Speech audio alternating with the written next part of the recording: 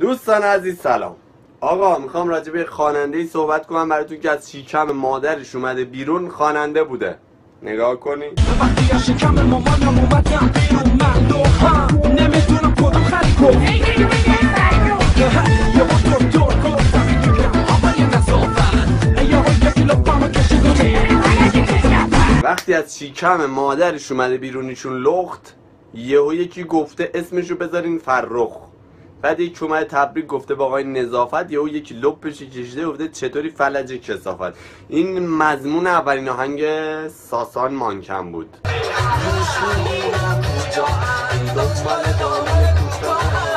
اینجا پایان قضیه نبود که موشولینا کجاین و دنبال دامن کوتاین.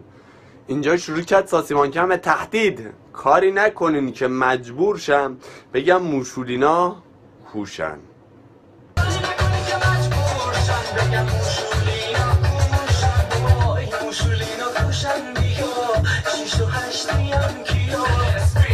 ساسی مانکن دید اینجا کسی قدرش رو نمیدونه، داره حروم میشه هنرش. آهنگ موشولیناش اینا زیاد ویو نخورد، گفت من از ایران میرم که پیشرفت کنم. از ایران رفت.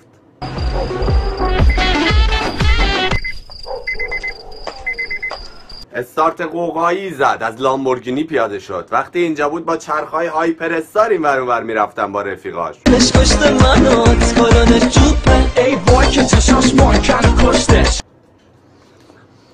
میبینیم که دخترای تو کلیپش هم حتی عوض شدن ساسان مانکن. ببینیم قیافه خوب زیباش داشت، حالا بودو بکنی ناش چی شده؟ کسی نگاه کرده تو رو برم بکنم ادبش، برم دم مطبش بزنم تو دهنش. دخترای تو کلیپاش همینا بودن، نه دنیایی بود نه کس دیگه ای بود. مضمون آهنگو ببین، بزنم تو دهنش دکتره، برم دم مطبش قل داره، بزنم تو کمرش منگل ای وای، بزن زنگو. خانم میشناسی ارجنگو؟ بین غذاها چطور دوست داری خرچنگو؟ میخوام فقط واسه من بپوشی لباسای شب تنگو. از اون اولم یه موردایی داشت ساسی.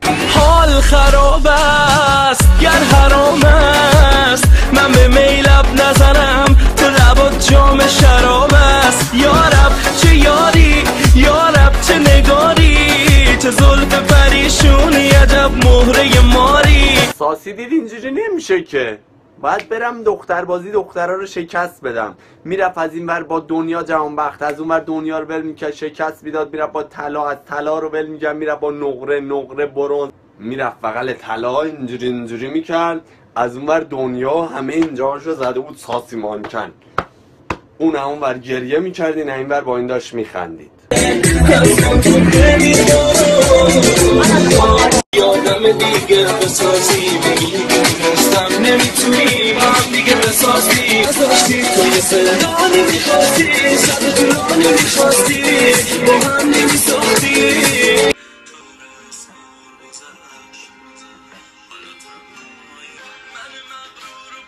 یه همه دیدن بازار فالوور چقدر داغه، همشون داشتن میلیونی میومدن بالا.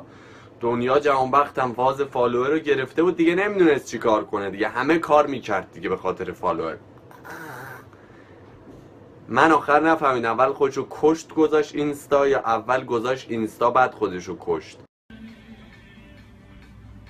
ساسان هم که دید دیگه یکی داره براش خودکشی میکنه، یکی گریه میکنه، یکی تتو میزنه، خیلی فاز من خوبم گرفت و رفت سراغ دخترای دیگه.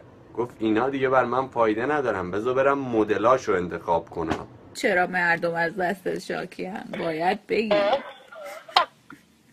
چیکار کردم؟ هیچ کار نکردم. هیچ کار نکردی؟ دختر خوش دار زد، هر روز گریه ها شما میدیدیم، بعد هیچ کار نکردی؟ آره آره بابا. حتی واسه دختر خوشو مموش میکرد. آره بابا. ساسی مانکن ما اون همه مخدریشای اینجا. آره بابا. هنوز جریانای طلا و دنیا تموم نشده، تو میگه من با تو برم بیرون ان. این خانم دیگه ساسی رو تمومش کرد دیگه، گفت دیگه این خبرها هم نیست دیگه، دست رو هر کی میذاری دیگه فاز من خوبم نگیر. یعنی شانس آوردیم که این خانم اینجا ساسی رو قیچیش کرد و یعنی نفر بعدی آنجلینا جولی بود. درگیری داشتیم با براد پیت، ویدیوهای براد پیت داره خوش خفه میکنه هکتور خوب شد که اینجا ساسی تموم شد. خودم 900,000 تا بودم. من کلا تو این داستان دنیا 500,000 تا رفت بالا، طلا 600,000 تا رفت بالا، من کلا 150,000 تا اومدم بالا. همش 150,000 تا اومده بالا. 150,000 تا هم که نیمه نزدیک 300,000 تا اومدی، بیشتر. تازه اون موقع 700 کا بودی، الان 1,100,000 و تازه 150,000 تا یه استادیوم آزادی و نصفی اومدی بالا. همه 150,000 تا اومده بالا. آخه من ویدیو ساقیام با 6,700,000 پربیننده ویدیو تاریخ رادیو جوان شده. فکر کنم من به این چیزا نیاز، اونا سر من اسم در آوردن. فکر کنم من اصلا سر دنیا اصلا من 600,000 تا فقط رفت بالا. پربیننده ترین موزیک تاریخ رادیو جوان شده. یعنی ابی، گوگوش، داریوش، هایده، اینا همه نیستن دیگه، اینا زندان بودن. موزیک ویدیوی ساقیای ساسی مانکن پربازدید ترین موزیک قرن جهان شد. یعنی چند وقت دیگه میز میخواد بزنه رو دست مایکل جکسون. حلالت باشه، دوستون دارم خیلی زیاد. این بود مستند آقای ساسا مانکن از وقتی که از شکم مادرشون اومده بود بیرون لخت تا وقتی که آهنگشون پربازدید ترین آهنگ جهان شد و براتون به نمایش گذاشتم که دیگه داستان ساسی مانکن کلا تموم شدی. این بود داستان. مرسی.